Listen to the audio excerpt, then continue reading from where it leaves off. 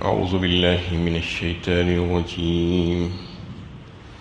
بسم الله الرحمن الرحيم. قل لا أملك لنفسي نفعا ولا ضرا إلا ما شاء الله ولو كنت أعلم الغيب لاستكثرت من الخير وما مسني السوء إن أنا إلا نذير وبشير لقوم يؤمنون. کہو میں اپنی ذات کے لیے کسی نفع و نقصان کا اختیار نہیں رکھتا، ہوتا وہی ہے جو اللہ چاہتا ہے. اگر مجھے غیب کا علم ہوتا تو بہت سے فائدے حاصل کر لیتا اور مجھے کوئی نقصان نہ پہنچتا. میں تو بس خبردار کرنے والا اور خوشخبری دینے والا ہوں ان لوگوں کے لیے جو ایمان لائے. یہ سورہ اعراف کی 188 نمبر کی آیت ہے. 188 انتہائی اہم آیت ہے اس اعتبار سے کہ اس میں عقیدے کی تعلیم کی گئی ہے. اس آیت میں بھی، اس کے بعد کی آیتوں میں بھی چند آیت تک عقیدے کی تعلیم چلے گی. عقیدے کی صفائی انتہائی ضروری ہے. عقیدے میں اگر بگاڑ اور فساد ہوگا تو سارے اعمال رائگاں چلے جائیں گے. ویسے دنیا میں بہت سے لوگ ہیں جو عمل تو کر رہے ہیں لیکن عقیدہ خراب ہے، عقیدے میں بگاڑ اور فساد ہے، عقیدہ صحیح نہیں کیا، درست نہیں کیا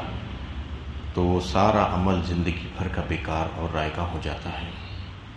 یہی وجہ تھی کہ مکی دور میں 13 سالہ دور میں صحابہ کرام کی جو تربیت کی گئی، وہ ان کی بنیادوں کو مضبوط کیا گیا، عقیدے کو مضبوط کیا گیا. اسی وجہ سے وہ جب باہر نکلے تو دنیا دیکھتی رہ گئی ان کو،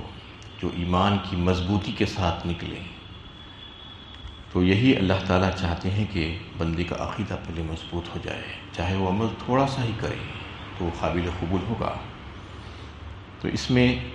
جو باطل اور غلط عقیدہ جو لوگوں میں بیٹھا ہوا ہے کہ انبیاء علیہ السلام کے بارے میں وہ یہ سمجھتے ہیں کہ انبیاء علیہ السلام علم الغیب رکھتے ہیں، اس عقیدے کی تردید کرتی ہے یہ آیت. اور دوسرا باطل عقیدہ جس میں یہ ہے کہ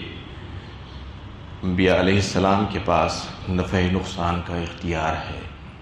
وہ جس کو چاہے نفع پہنچا سکتے ہیں، جس کو چاہے جو کچھ چاہے دے سکتے ہیں، جس کو چاہے نقصان پہنچا سکتے ہیں. یہ عقیدہ بھی انبیاء علیہ السلام کے تعلق سے لوگوں میں ہے کہ انبیاء علیہ السلام غیب نہ ہوتے ہیں اور نفع نقصان کے مالک ہوتے ہیں. یہ دونوں باتوں کی یہاں پر تردید کر دی گئی. چونکہ اس سے پہلے کی آیتوں میں قیامت کے متعلق لوگ آپ صلی اللہ علیہ وسلم سے پوچھا کر رہے تھے، کفار قریش وغیرہ، کہ قیامت کب آئے گی، بتائیے تو صحیح کہ آپ قیامت کے بارے میں ہمیں اطلاع دیتے ہیں. یسألونک عن الساعة ایان مرساها، کب آئے گی قیامت، آخر کب واقع ہوگی، اس کے بارے میں پوچھ رہے تھے. قل انما علمها عند ربی، اللہ تعالیٰ نے فرمایا کہہ دیجیے آپ ان لوگوں سے کہ اس کا علم تو میرے رب ہی کے پاس ہے، کسی اور کے پاس نہیں ہے. تو یہاں پر اسی آیت کو جو ہے اور مزید تفصیل کے ساتھ بیان کر دیا گیا کہ جو لوگ سمجھتے ہیں کہ انبیاء علیہ السلام کے پاس غیب کا علم ہے، وہ غیب نہ ہوتے ہیں، یہ بات غلط ہے. یہ آیت ان مشرکانہ عقائد کی کھل کر تردید کرتی ہے کہ علم الغیب اور کائنات کے ذرے ذرے کا علم محیط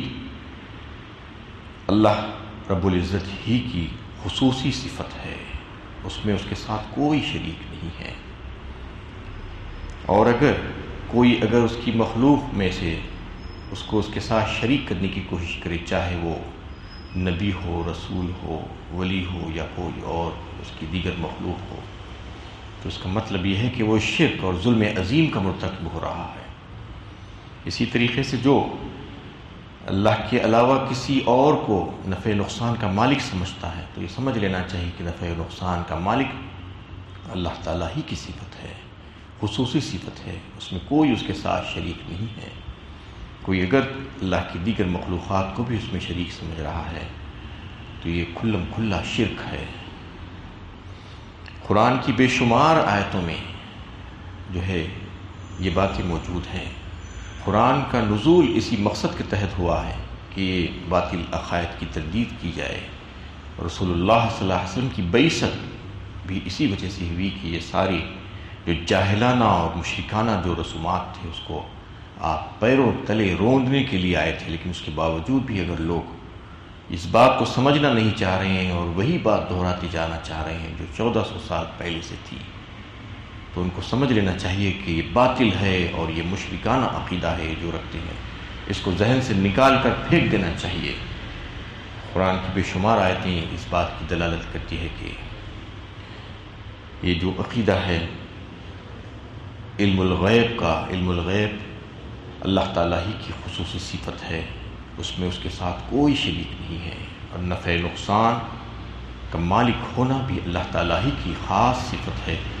اس میں اس کے ساتھ کوئی اور شریک نہیں ہے۔ یہ عقیدہ ہونا چاہیے۔ اس کے تعلق سے اللہ تعالیٰ نے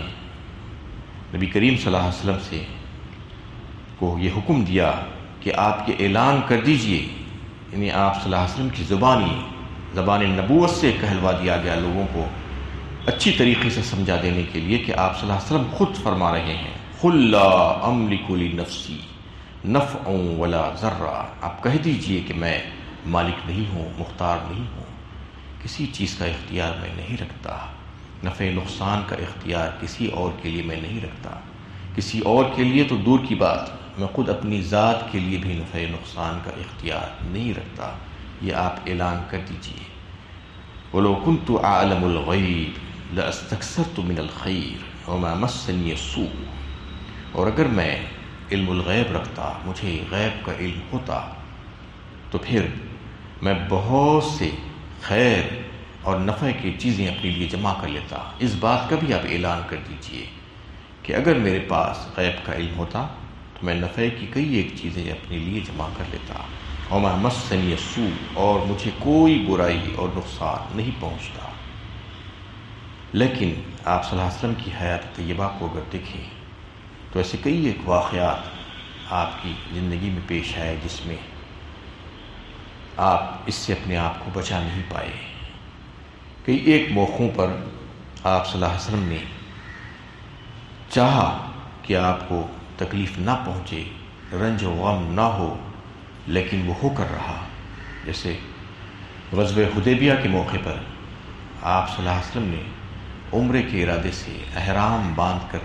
1700 صحابہ کو لے کر مکہ گئے، حدود حرم تک پہنچ گئے ہیں، لیکن اللہ تعالیٰ کی مرضی نہیں ہے، آپ کو پتہ نہیں تھا، احرام کو کھول دینا پڑا وہیں پر اور واپس آنا پڑا بغیر عمرہ کیے ہوئے۔ اور اسی طریقے سے غزوہ احد کے موقع پر آپ صلی اللہ علیہ وسلم کو دشمنان اسلام نے تکلیف پہنچائی، آپ زخمی ہو گئے، آپ کے دندان مبارک شہید ہوئے، اور عفق کا معاملہ جو تھا حضرت بی بی عائشہ صدیقہ رضی اللہ تعالیٰ عنہ پر تہمت لگائی گئی۔ 1 مہینے تک تقریباً وہ سلسلہ چلتا رہا، آپ صلی اللہ علیہ وسلم پریشان رہے، جب تک کہ بذریعہ وحی آپ کو اطلاع نہیں دے دی گئی، حضرت عائشہ رضی اللہ تعالیٰ عنہ کی برات نہیں آ گئی، آپ صلی اللہ علیہ وسلم کو پتہ نہیں چل سکا۔ ایسے کئی ایک واقعات بھرے پڑے ہیں تاریخ میں۔ اس میں یہ بتانا مقصود ہے، یہ سارے واقعات کو بتا کر کہ عملاً یہ بات ثابت کرنا ہے کہ انبیاء علیہ السلام کے پاس غیب کا علم نہیں ہے اور نہ ہی وہ نفع نقصان کے مالک ہیں۔ ان کو اتنا ہی علم دیا گیا ہے جتنا شریعت کے لیے ضروری تھا، شرعی احکامات کو سمجھانے کے لیے۔ یہ ان لوگوں کی غلط فہمیوں کو دور کرنا بھی اس سے مقصود ہے جو پچھلی امتوں نے اپنی اپنے نبیوں کے ساتھ غلو والا معاملہ کر لیا تھا، کیونکہ انبیاء علیہ السلام کو اللہ تعالیٰ معجزات دے کر بھیجاتے ہیں جو خرق عادت کام ہوتے ہیں، جو عام انسان نہیں کر سکتا۔ اسی طریقے سے انبیاء علیہ السلام کو اللہ تعالیٰ وحی کے ذریعے سے اطلاع دیتے ہیں بہت سی چیزوں کی۔ تو جب انبیاء علیہ السلام یہ ساری باتیں لوگوں کے سامنے پیش کرتے ہیں تو لوگ ان کے پاس خدائی صفات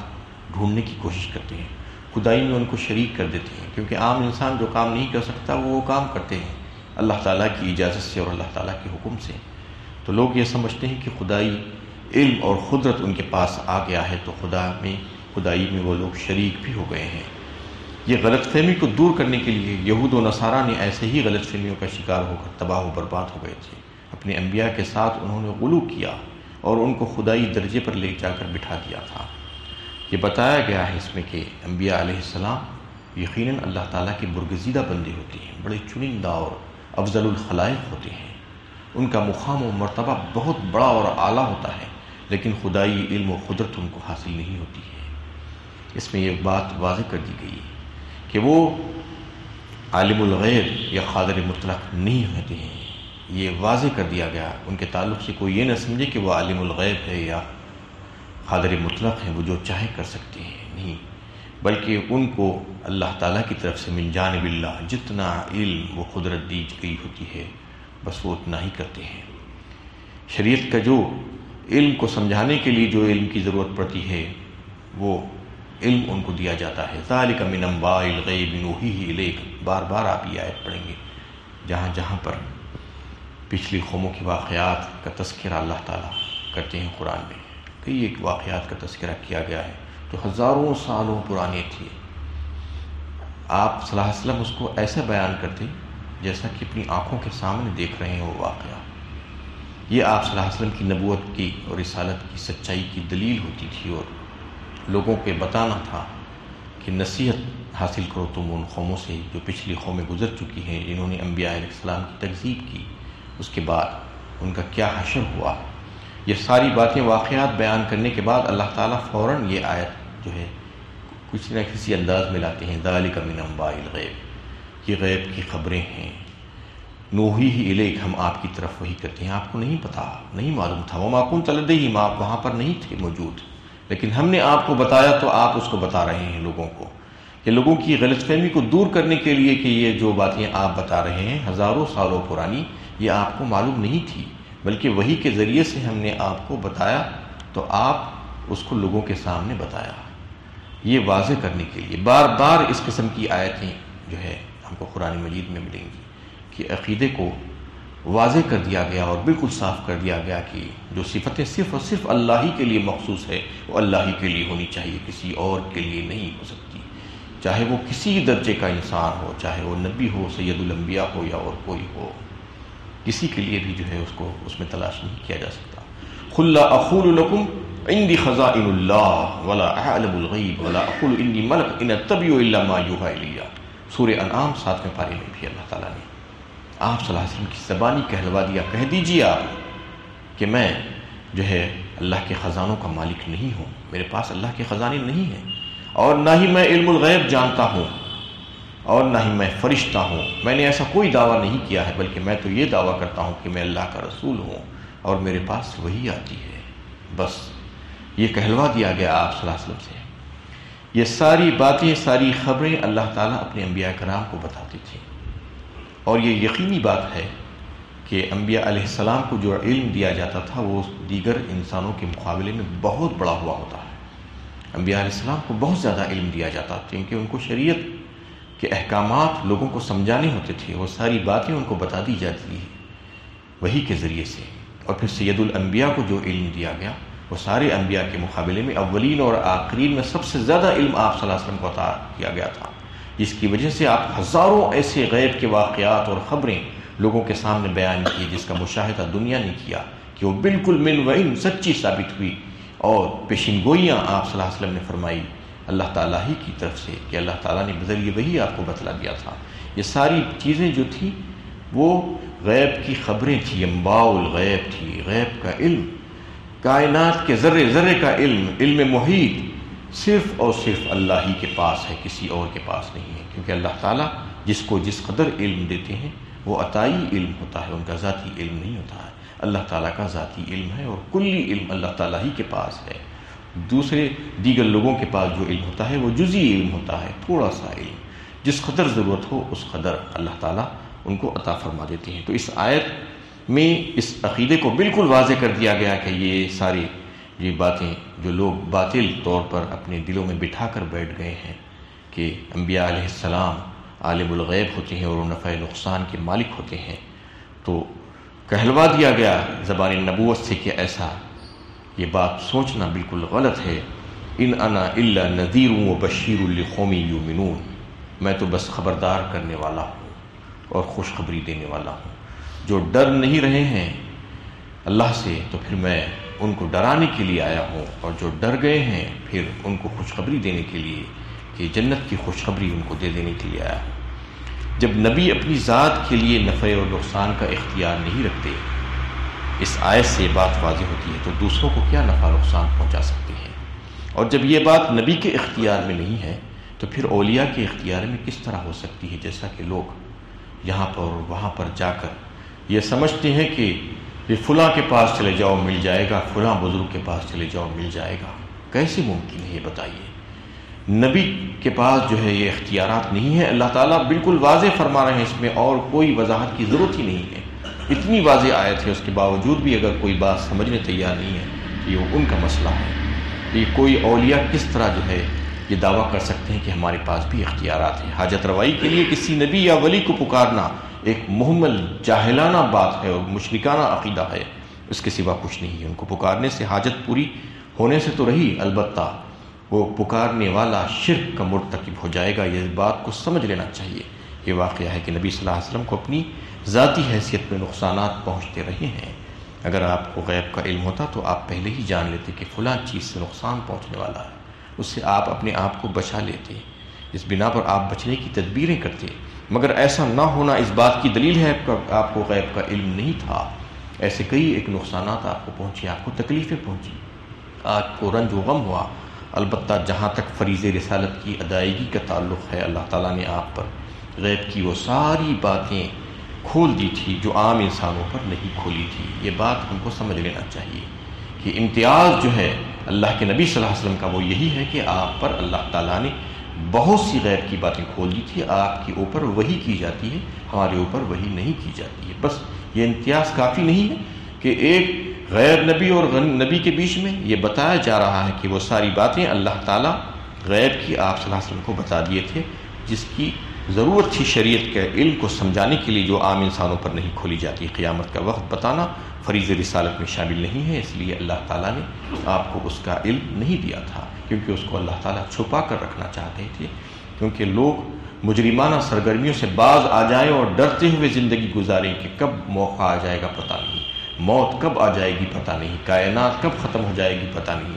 اس لیے وہ جرم سے باز آ جائیں۔ اس لیے قیامت کا علم اللہ تعالیٰ نے کسی کو نہیں دیا، یہ ضروری نہیں سمجھا کہ یہ علم نبیوں کو بھی دیا جائے، اس لیے اس کا علم اللہ کے نبی صلی اللہ علیہ وسلم کے پاس بھی نہیں تھا۔ اللہ تعالیٰ سے دعا ہے کہ اللہ تعالیٰ ہمیں صحیح علم و عمل کی توفیق عطا فرمائے۔ آخر دعوانا